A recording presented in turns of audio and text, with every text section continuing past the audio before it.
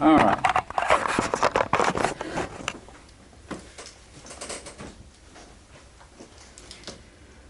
Okay. Yep.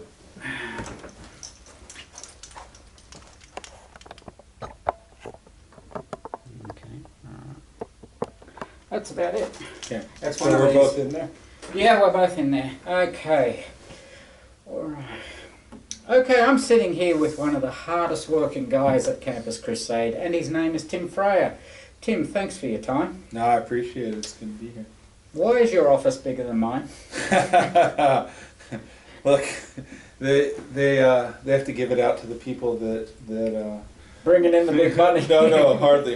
It's the opposite. They're, it's sort of that whole thing of, dream big and maybe I'll live up to expectations.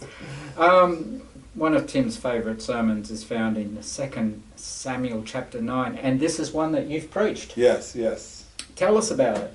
Well, it's a magnificent passage about David and Mephibosheth, and Mephibosheth is the son of Jonathan, who obviously was the son of Saul, and it takes place well into David's reign, where Mephibosheth has fled from David, fearing that he'd be killed with the rest of Saul's household, and in the process of fleeing, breaks his leg, becomes crippled, and hides out in a place called Lodabar, which is sort of on the edge of the kingdom. Okay.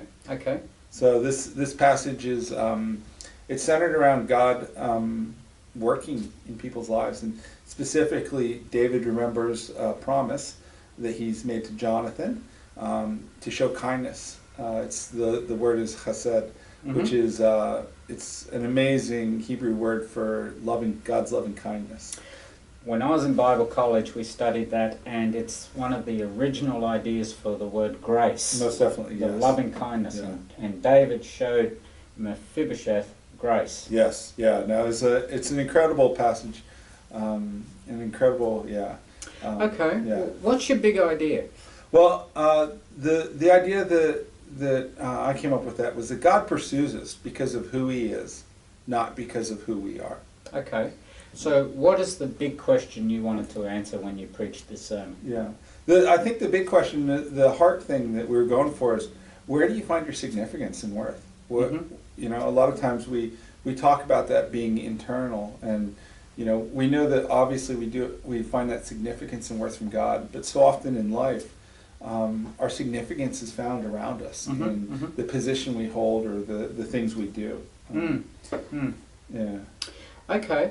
So where do we find our significance? Where do we find our worth? That's the big question. I guess the outline answers that. So is this a three-pointer? Yeah, of course. Every good sermon is, right? You must be a Baptist. Hardly. Okay, what's your 3 points? What's your 3 answers? Oh, the first one is that God pursues us despite our crippled state. Second one is that God adopts us so we can experience intimate fellowship. And the last one is God provides for us abundantly and eternally. That's pretty good. Oh, I appreciate it. I like that. That's good. No, that's right. And you came up with that. All by myself. Wow. It's shocking, eh? So what do you want us to do about it? What is your conclusion?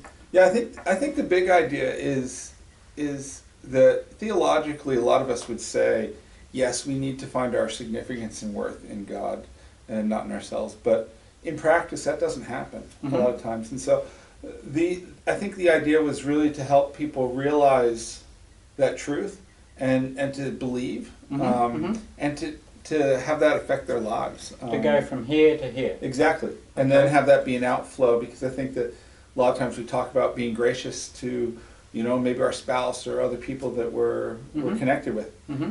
But it's a work that we do to please God rather than an outflow of our heart of what God has done for us. So is your key word grace? No. No? Actually, no. No, the key concept there, the key word is being spiritually crippled. Okay. The passages bookend on either side with a statement that Mephibosheth was crippled in both of his feet and was of no worth. And I think there's a great spiritual parallel between us and Mephibosheth. Well done. Thank you.